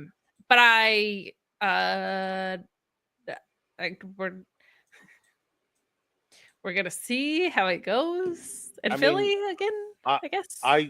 I think that the way to establish Shawn Legacy is not versus over babyface in Ricky Saints. I think the way to establish him is against Ethan Page. Sure. If Tavion Heights loses this little feud he's got with the next guy, immediately should be Shawn Legacy. Sure. And I would have him beat Ethan Page eventually for it. I just meant more from the perspective of you to get elevated by a feud. You have to be in a position where you can get from, like, Jasper Troy can't make the jump because he's just too new with this. Mm-hmm. Someone with like wrestling experience who is the total package, who's just not established yet, I feel like can be cemented. But I don't think Jasper Troy is going to get a lot out of this in the same way, because he just isn't there. And that's not his fault. He's a green baby. It's very funny because MD says Shawn Legacy should win the Heritage Cup. That's the thing. The cup doesn't exist anymore. It's at the bottom of the damn river. However, every time we see Stacks, they say he is still the current Heritage Cup champion. So they didn't like strip him of the thing that he no longer has. So Sean Legacy could technically beat Stacks for I hope it's it's the Heritage T set champion. It's just like a much smaller thing that he can carry around, and that was first of all very mean by MD Cyclone. And I am not going to have a cute little segue to an ad break. Not going to be cutesy. Not going to be creative about it. We're going to play an ad from our friends at MyBookie so I can compose myself and come back here like a goddamn professional. Mm-hmm. Because I don't need someone rubbing the heritage salt in my heritage wounds and reminding me that Noam Dar is unable to compete and that my favorite device is gone. So here's Sean to tell you all about how you can bet on wrestling. Oh my God, you can bet on pro wrestling? Yeah, you can at mybookie.ag. Then, when you use the code FIGHTFUL, you get a $50 bonus on your $100 deposit or a $100 bonus on a $200 deposit. If you think you know more than the casual fan, than the average fan about what's going to happen on the upcoming pro wrestling shows, head over to MyBookie. Test your mettle over there. But it's not just pro wrestling. It's UFC. We've covered UFC odds for years here at Fightful, and we are getting them exclusively from MyBookie. Sports all across the world. They have live casino games, table games, slot games, all kinds of stuff at MyBookie. If you haven't checked it out, make sure you do that and use the code FIGHTFUL. Now, we only want you to bet what you can, and please bet responsibly. But use that code FIGHTFUL and get that fantastic bonus and make a little money off something that you might have a little bit of an education on here in pro wrestling. I have collected myself. Okay. I would, as a joke, time out MD Cyclo, but I'm too scared I'm going to actually ban people. Mm-hmm. And I'm gonna work through this Heritage Cup loss on my own time. But none of that pain is ever going to stop me from making money with MyBookie. MyBookie AG. Go to FightfulSelect.com. Get those underdog lock picks at FightfulSelect.com, where you can get all the scoops in the game. Hey, you want to know who was accurate about the Karrion Kross situation, Alex? I'll give you 3 guesses. Was it Sean on FightfulSelect.com? Alex. Yeah. I would lay my money on you on MyBookie for the accuracy of that statement, because it was Sean Rossap on FightfulSelect.com. He had it right. He's continued to have it right. He's also been very cognizant that it could be a work in today's world. But a lot of other stuff there. Daddy Magic being retained to AEW. The details on that are up. That's awesome. He does a lot of really good work on commentary and backstage and stuff. Details on Ashante the Adonis's departure, which is obviously relevant to this show and you guys. We have what else did we have? And Helico working as a coach and producer was there this week. You had early access of me talking to Tekla, who said she wanted all the bad bitches in AEW to expand the bounds of being a triangle and make it a creepy quadrilateral of sorts. You know what I mean? So. Also, the Kyle Fletcher news with awesome graphics by our awesome social team. I just figured out how to make a background pink, but I will take credit for that. Thank you, Luis. Luis, can you confirm in the chat that I'm not insane and that you said Triple Mania used to be a 3-match card? Because I said it out loud and I'm like, if you could remind me if that's true, that would be great. Could be. Anyway, FightfulSelect.com. Don't let the lack of Heritage Cup stop you from subscribing. Okay. So, here is the deal. Sometimes great performers are given stuff that is so bad, even they cannot elevate it. Such was the case with Chelsea Green tonight. She's a great performer. I really love Chelsea Green. She's amazing. She is near an elevator. And they're trying to suss out who Tavion Heights will pick as his tag team partner. She runs into Callie Armstrong, but says, no, that's not going to be her. Well, Carmen Petrovich is standing there. Like, I know all about you, but you're also a Canadian, so you would never team with Tavion Heights. That's what we get out of Carmen Petrovich.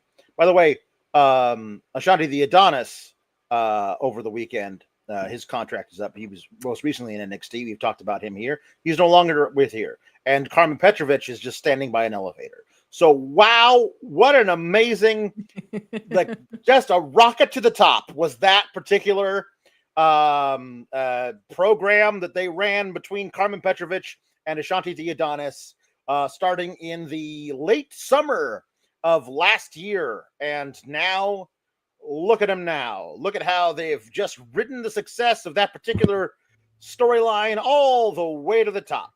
So, Bro, like all the rehires from Triple H are either no longer with the company or like buried into oblivion outside of DIY and a couple others. But unfortunate because he's a great performer, but I feel like he's gonna get picked up somewhere else. He's great. Yeah. So she now walks next up to, there are 3 women standing in a row. Okay. She walks up to the first one. The one after this person is Tyra May Steele.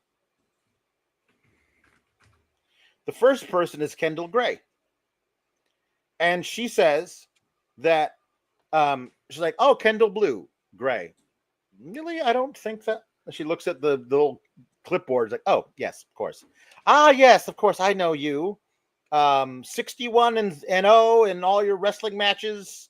You're like blah blah blah. You're this amazing technical wizard or whatever. Well, yes, that's reserved for someone specific, but you will be the person that Tavion will pick. So I'm going to have you face Alba Fire tonight.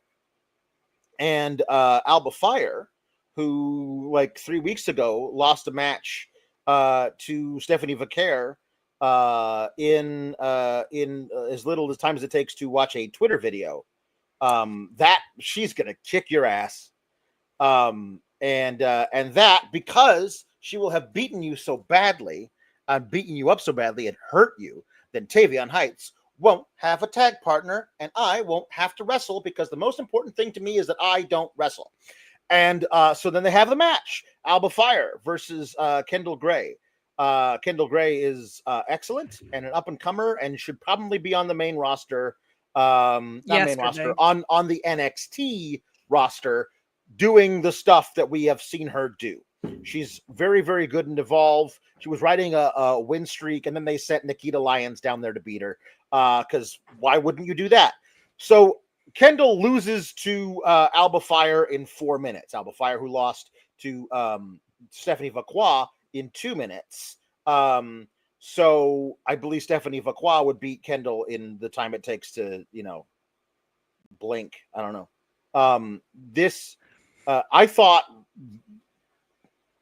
I thought maybe they would do something here to protect Kendall, and I guess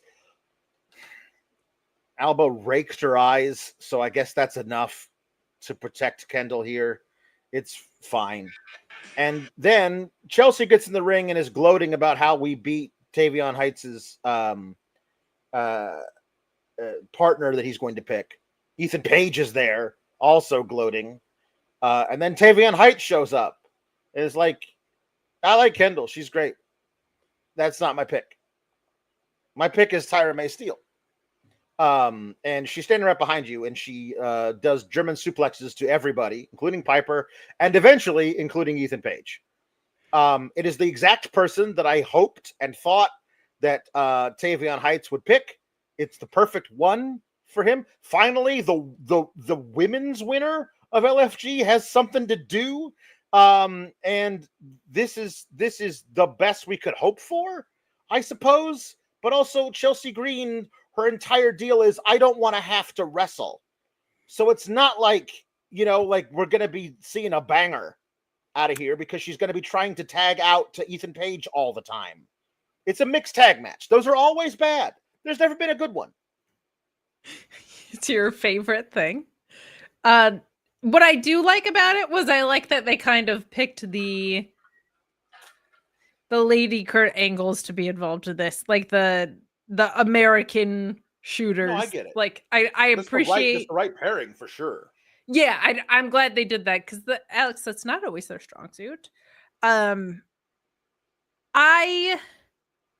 I'm a little more okay with it because I don't view it as much as Chelsea not wanting to wrestle as much as she's like doesn't want to be in harm's way of this absolute badass who suplexed Ethan Page and everybody else that's around.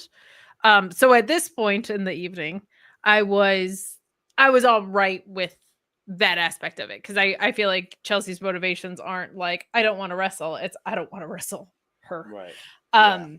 So that I can appreciate. But I'm very excited to see both of these women on the show. I think they're both like they can bring something to NXT that isn't existing in the women's division right now, and it's a pretty sprawling division. So the fact that there's still like a unique alley for them to participate in when the time is right, I think is really, really good. And I've been asking for both of these gals, especially Tyra May, because I was like, wait, where'd she go? She was awesome. Yeah. Why did you give us both the winners and then take the one who I feel like is like ready away from us? So I didn't hate it quite as much as you, but I understand what you're saying. I'm gonna let it play out, Alex. Are you gonna let the peace treaty play out? Please say no. No. Okay, good. Because that's the next step. The next step in this, and this is why I didn't let the rest of it play out, because if this is the beginning of the arc, it's only going to get more zany and dumber. So, like, I'm doing scouting where I stopped scouting at the first person I thought he might pick. If I had kept going one more, I would have come to the person that he actually did pick. So that was bad and made you dumb. But also, they're backstage after this. We got to do something about this. And Chelsea Green says we're going to have a peace treaty between the Canada and the US. And Ethan Page jumps into this bullshit saying, I can call my contact at the Canadian Parliament and we'll get it drawn up so that we're going to have the opposite of a contract signing next week. We're doing a face-to-face with Blake and Jordan, which is not a contract signing. But next week, we're having a peace treaty signing where it's the opposite of a contract because it is a contract that states that you can't fight each other. Why would Tavion Heights and Tyra May Steele agree to sign that if they want to fight you? Do you think Ava's going to make them sign it? Maybe they saw Cody Rhodes force John Cena to sign it. No, well, what's stupid about this is like Ethan started it. Like he won the title, he made it a Canadian title. He talked about how much better Canada is than everyone. And he didn't seem to have a problem with fighting Tavion Heights. My problem with that part is like the device of a peace treaty is very stupid, but also it's disproportionate of like Ethan Page was looking for a fight. He was fine fighting Tavion Heights.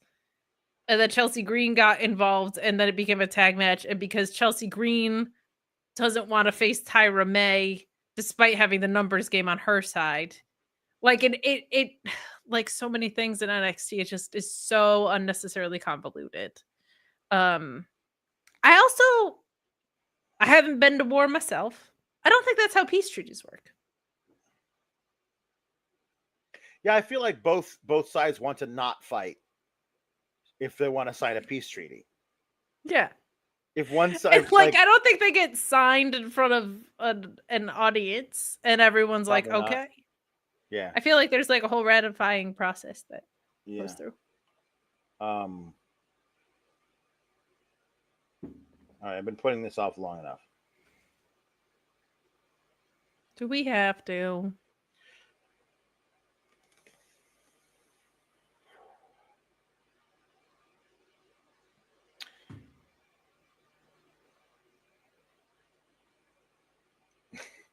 Cutler James is You know you're broken to start. Normally you break somewhere along the way and it breaks your brain that it could happen. Cutler James is what happens when you give a script for a Tony Storm promo to a Chippendales dancer with CTE. That is what has happened.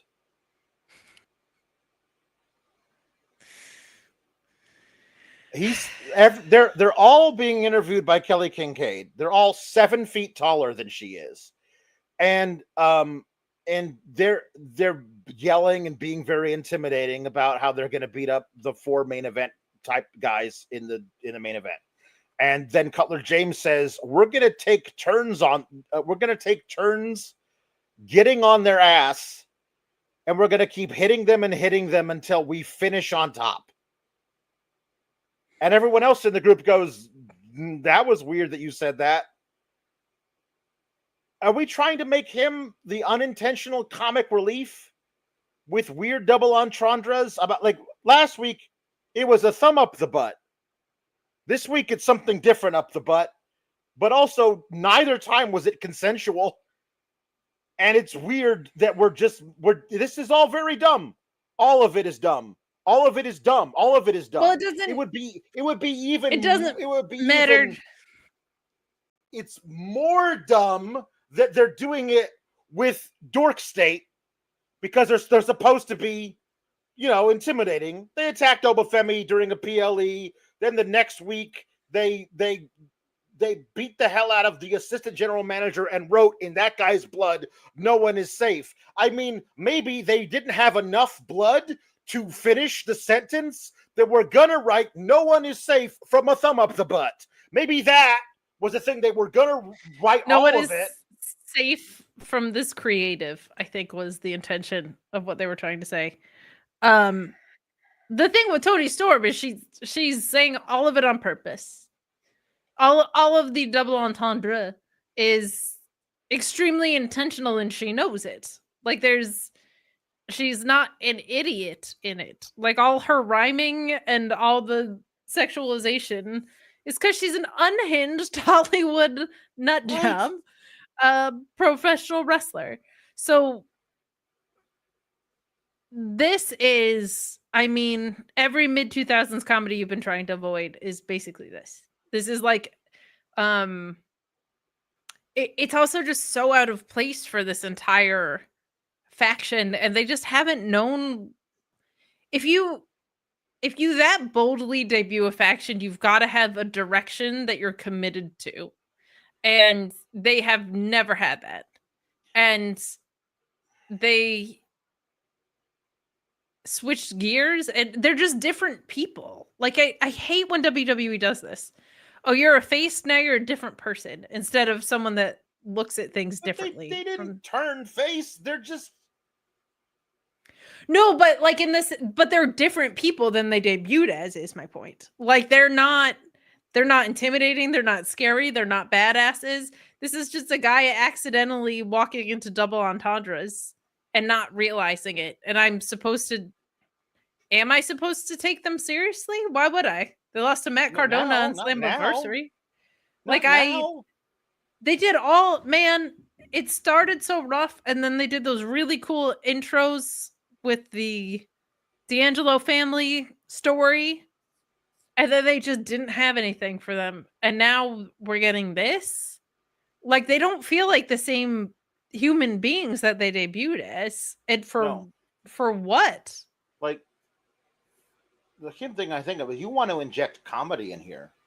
want to make things like get a little comedy, it shouldn't be the dumb guy in the group can't help but accidentally use double entendres. It should be you let Saquon Sugars cut Stokely promos. Like intimidating, angry, we're gonna beat the hell out of you, but we're throwing in turns of phrases that make you go, ah, that was good. You don't like this guy's like, I have no hose. I just, although I do believe that Saquon Sugars has hose. Yes, I believe that most of the people in that group. I believe that this is a dumpster fire. That Dork State's a dumpster fire, and there's a thing: you turned them into a dumpster fire with this terrible idea that this Cutler guy should. This is his thing. His new thing is that he says things he shouldn't, and all the guys in the group go like, not cool. Like that's the thing that we're going to do with them. And then, while doing that, you also have them pin Javon Evans? Like the top young talent in your entire company gets pinned by these dudes who can't figure out how to stop one of them from like using like, I don't know. Like when these guys were intimidating, they were losing. But now they've got this thing going on, and now they pin Javon Evans. It's like a creative failure from so many different angles. I don't know where to start. Like it's the type of guy, like Cutler James has always felt like the outcast, and now he's like the front and center of this, and he's doing it with these terrible lines. Like I just, Deion Lennox looked really cool. Saquon Sugars looks like he could be the future. Like he's incredible from what we have seen, the limited that we've seen, what we know from the indies. Like I just, this episode was such a great example of how much creative can just get in the way. Yeah. Like because like you said, there's some really interesting in-ring stuff that happened, and some possibilities this match was that are really fun for a lot of it. The match was great. Like Javon's, if you put him on a show, Javon nearly impaled himself by going chest first into the announce table. If he had been a foot and a half higher, he would have cleared it. Just went. I would say once a match that Javon Evans is in, I go, oh no. And sometimes it turns out fine. And sometimes I'm like, you overshot that, my friend. But the amount that they just try, I think they think they're like bringing stuff out of the performers, but they're missing what's unique about them and just giving them a different template to copy and paste on themselves. Like, just let Saquon Sugars talk and let them be just book them to win matches. That's it. Mm-hmm. Let Saquon Sugars talk, book them to win matches. Don't have them dress like Chippendales dancers, and watch what happens. Mm-hmm. Just do that. Instead of a peace treaty, how about you just set up a match where Chelsea Green is scared to face Tyra Maysteele? And then you do the mixed tag match. Like there's so many times that they just are adding they're just doing way too much on the show.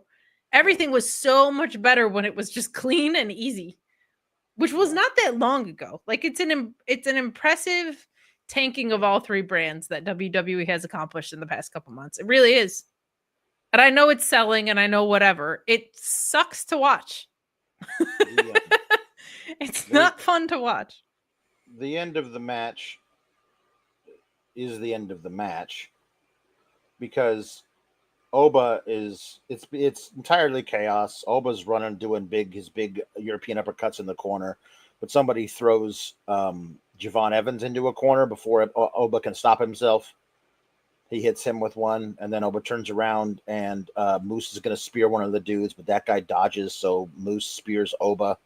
And then they shit can Moose, and then they're going to do the big power thing to Javon Evans, And Trick could stop them, but decides not to. He decides he doesn't want to stop. He'd rather Javon Evans take the quadruple team move.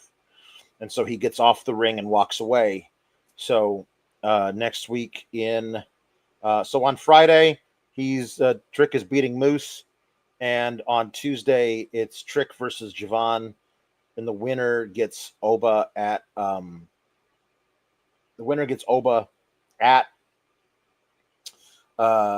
Heat back, whatever it is.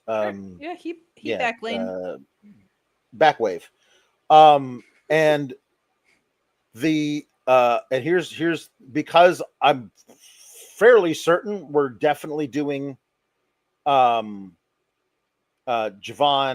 and Trick goes to a no contest somehow, and it's a triple threat again at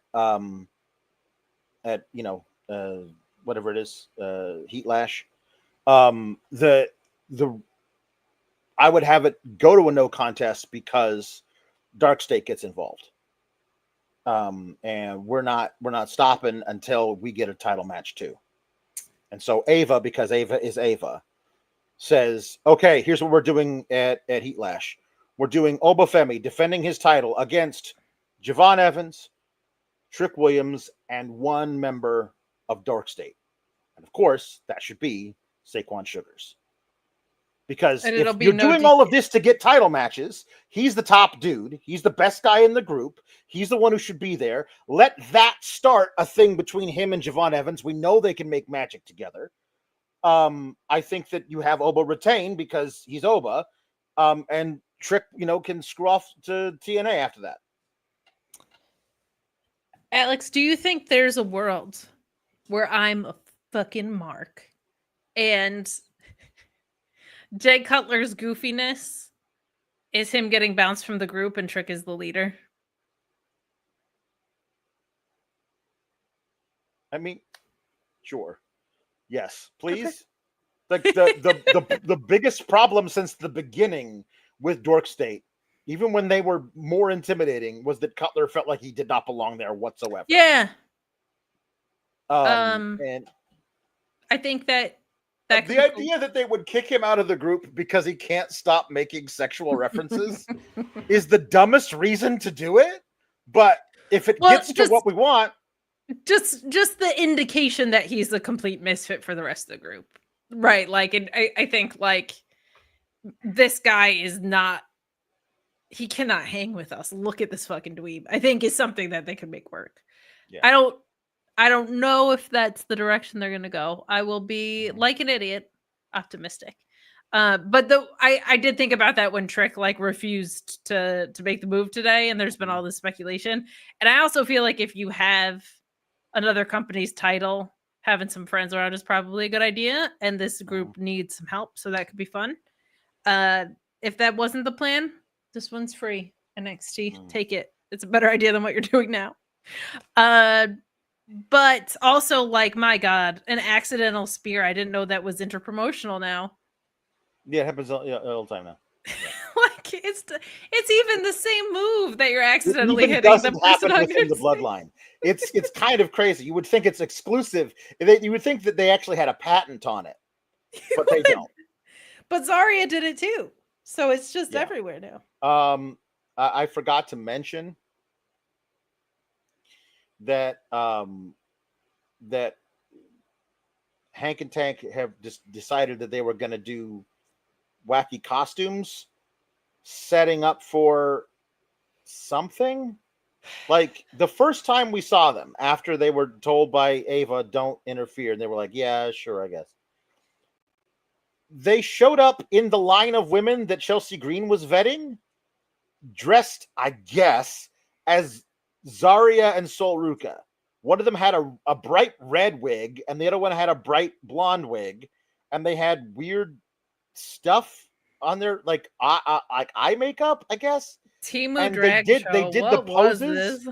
They did the poses, and then Chelsea came to them and goes, "Ooh!" Immediately, no. And they go, "Oh, come on," or whatever, and they leave.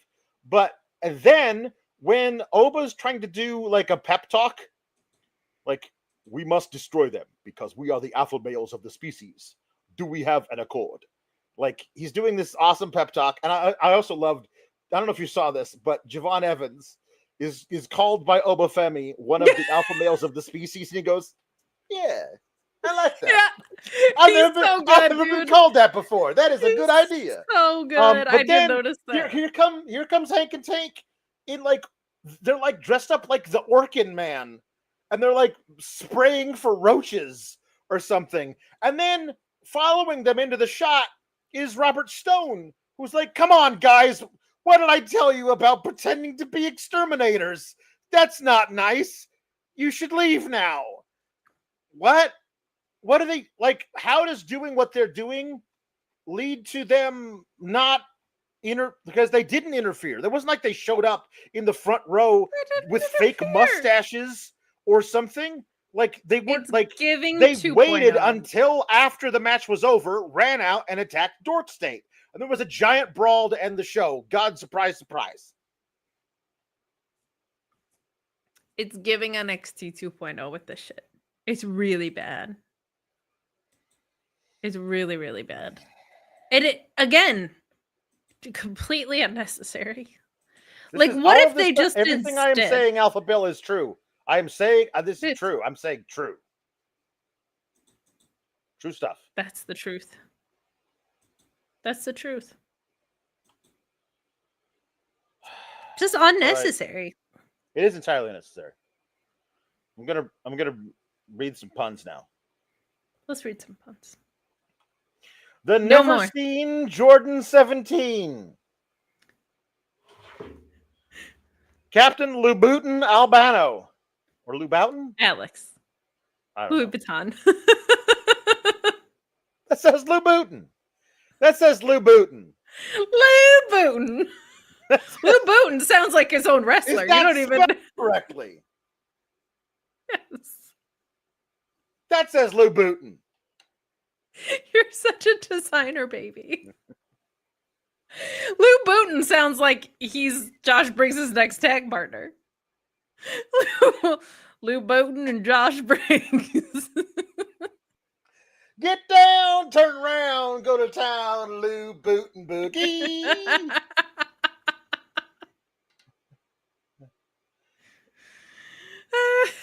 If you asked me to spell Louis Vuitton, Louboutin, I would spell it 1,000 different ways before I spelled Louboutin.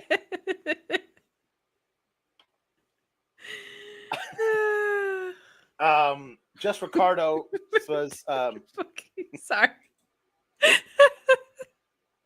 Just Ricardo says Kelani Jordan ones all day. Kelani Jordan ones all day. I dream about soul. Adidas. Very nice. Salvatore Ferragamangiri. Ferragamo? Ferragamangiri. I don't know what shoe that's. Salvatore Ferragamo? Isn't he a shoe designer? I only know the funny ones spellings. The funny spelled ones, rather. Greg Cherry Brand says big galoshes and inline Kates. Love you, and we love you too.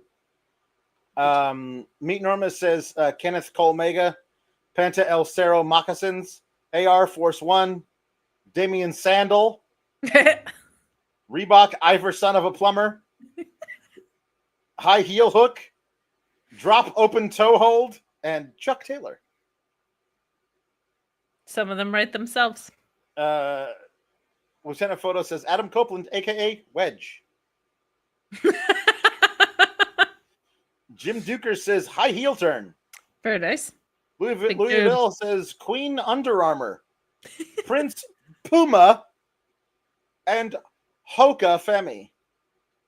3 for 3 on that. That was excellent. True Infamous says I'm Designer Shoe Warehouse and I'm a better than shoe than you and you know it. I feel like I'm better than shoe and shoe know it. That's good. Just tighten it up a little bit. I'm DSW. Great. I'm better than shoe and shoe know it. There you go. Jim Duker says Freya Jax. True Infamous says Puma Mustafa Ali. Chris Pereira says Maison Santino Margiela. Very nice. Jim Duker says the Rockport. Arn Timberlanderson says Lieutenant Photo. That guy definitely rocks Tim's, by the way. Chris Pereira says Machine Gun Karl Lagerfeld. JW Pringle says Dr. Kate Elizabeth, PhD, expert in thugonomics. No, and I wouldn't pretend to be in any country. Tom LaValle says Bam Bam Balenciaga. Very nice. The Basic Dream Dougsty Rhodes. Uggs. I feel like that's how he'd say it, so I like it. Yeah. The Proto Shoe, Kyle Skechers. Very nice. Silver Apocalypse says Ruby Slipper Soho. Ruby, Ruby, Ruby Slipper Soho. Meet Norma says K Swiss Superman. Ricky Clark's. Tomontez Ford. Very well done. Rafael Garcia says, "Oh, That's not a pun. That's a That jukebox. wasn't a pun." Evil Mizuno, one wing-tipped angel, Keds DiBiase. I like it.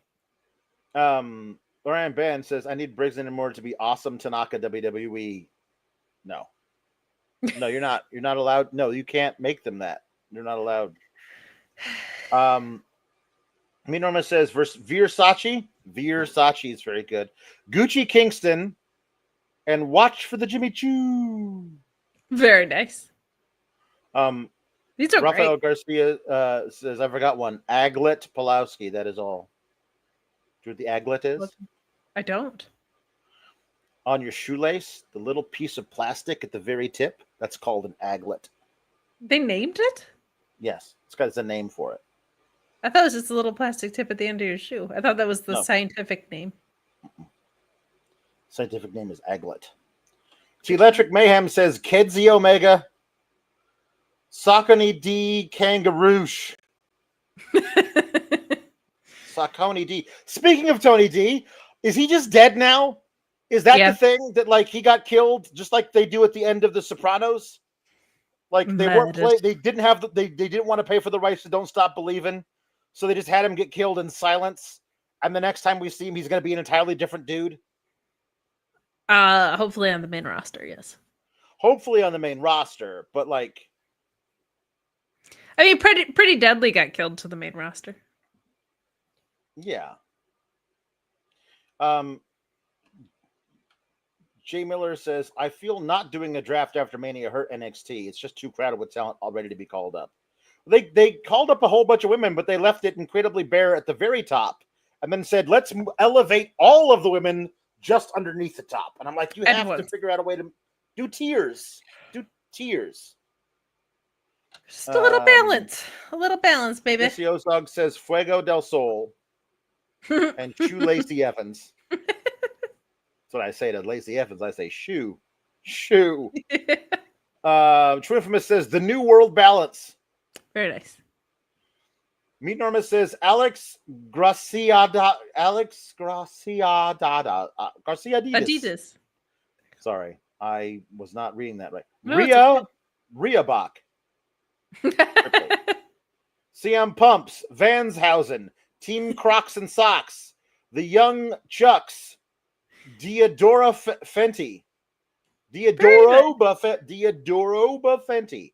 Mess with the ball, you get the shoe hern. And Alpha Bill says, FYI, a bloodline patent is called a patentoa.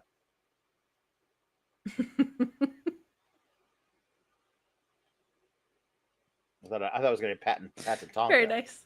Patentonga. Well okay. done. So, no, I'll do that one later. Wait a minute. I wanted to do, this one. Electric Mayhem says Darby Allin's going to sing Boogie Shoes by Casey and the Sunshine Band. Did you read Band. those already? What? I read all of the puns. I just don't have I don't have the coordination to unstar them while I'm reading them.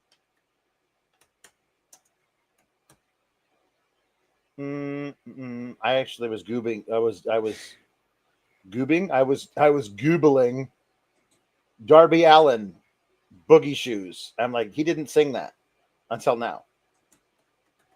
Yes, he did. Okay. Here we go. Let's do it. Girl, to be with you is my favorite thing. Yeah.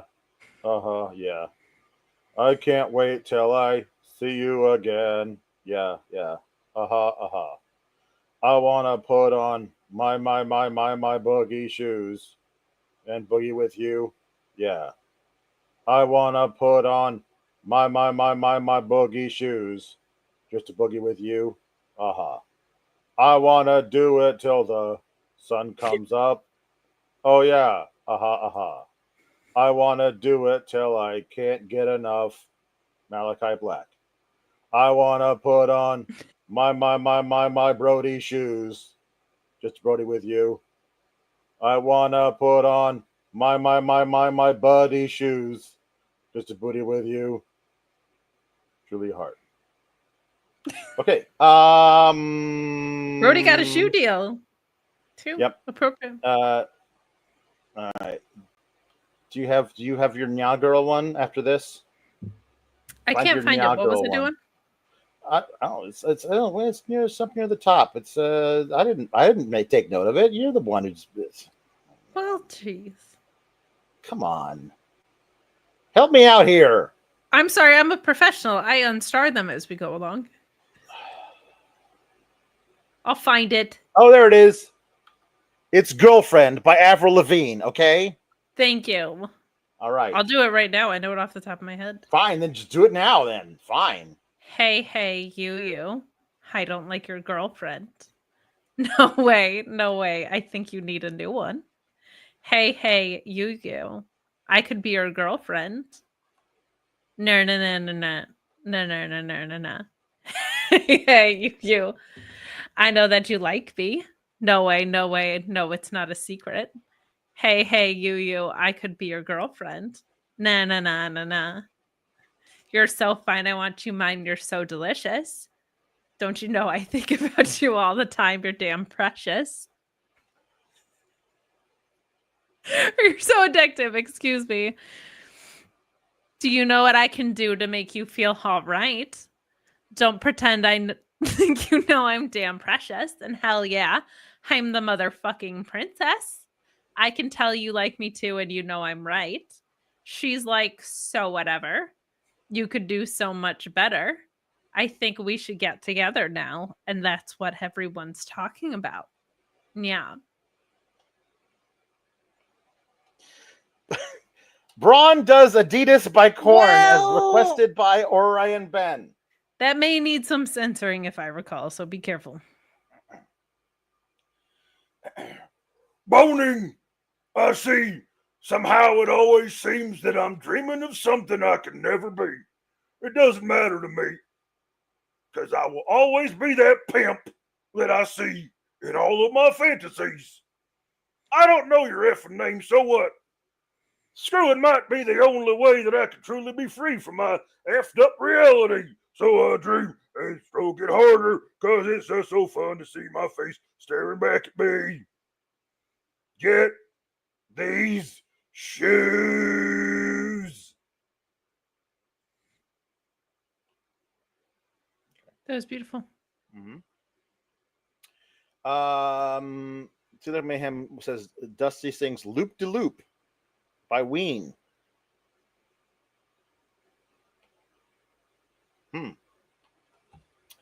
Loop de Loop by Ween. Lyrics.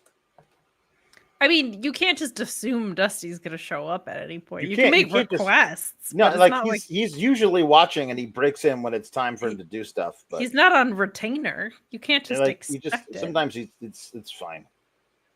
Oh, this is fine because I didn't really. It's on the SpongeBob SquarePants soundtrack, so it can't be that bad.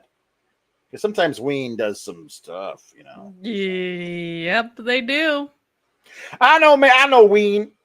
You know Ween? I know Ween. I understand Ween. I know I'm familiar with the repertoire of Ween. I also know SpongeBob SquarePants. That is a fantastic show. We watch that every Saturday morning. Oh, I thought you meant like you knew him, like he was your. No, friend. I never met SpongeBob SquarePants. He is a fictional character. What are you talking about? That is silly. He lives in a pineapple under the sea. You're spending eternity on a cruise. Like, I didn't know if you crossed paths. Want to learn how to tie your shoes? It's a very easy thing to do. Just sit on down and I'll give you the scoop. What's that? Called a loop-de-loop. You got to take a lace in each hand, baby. You go over and under again. You make a loop-de-loop pull and your shoes are looking cool. You go over and back, left to right, loop-de-loop, and you pull them tight like bunny ears or a Christmas bow. Lace them up and you're ready to go, daddy. You make a loop-de-loop and pull and your shoes are looking cool. You make a loop-de-loop and pull and your shoes are looking cool. That's our times. It's easy times. I was going to say. If you make a loop-de-loop and pull, that's actually easy times. Sure.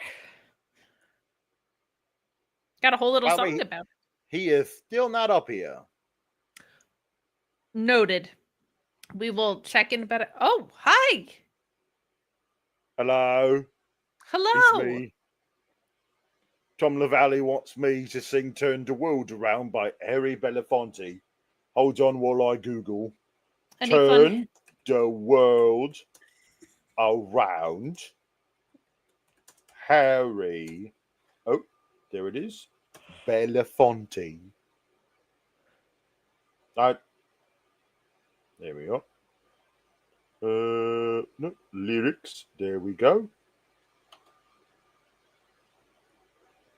It's loading. It's loading. Do you have any fun Harry Belafonte stories? I was the inspiration for that banana song. Were you really? I was the tally man. It was that tracks. Actually. One of the things I like to do the most is count things. And so one time he came up to me. He said, Ricky, how many bananas have I got? And I was like, well, let's tally those up. And I did that. And he's like, this could be a song. I hope you got royalties. No, it was fine. Just kind of. We come from Defier, living in Defier. Go back to Defier, turn the world around. We come from Defier, living in Defier. Go back to Defier, turn the world around. We come from Defier, living in Defier. Go back to Defier, turn the world around. We come from the water, living in the water. Go back to the water, turn the world around. We come from the water, living in the water. Go back to the water, turn the world around. This is very repetitive. If the banana song were this repetitive, I don't think it would become as big of a hit. No, but it's come from the mountain, living on the mountain. Go back to the mountain, turn the world around. We come from the mountain, living on the mountain. Go back to the mountain, turn the world around. Oh, so is life. Aha, so is life. Oh, so is life. Aha, so is life. Do you know who I am? Do I know who you are? See one another clearly. Do we know who we are? Do you know who I am? Do I know who you are? See we one another clearly. Do we know who we are? Do you know who I am? Do I know who you are? This sounds like someone with amnesia.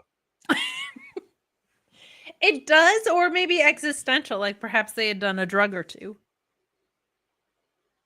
Water make the river wash the mountain, fire make the sunlight, turn the world around.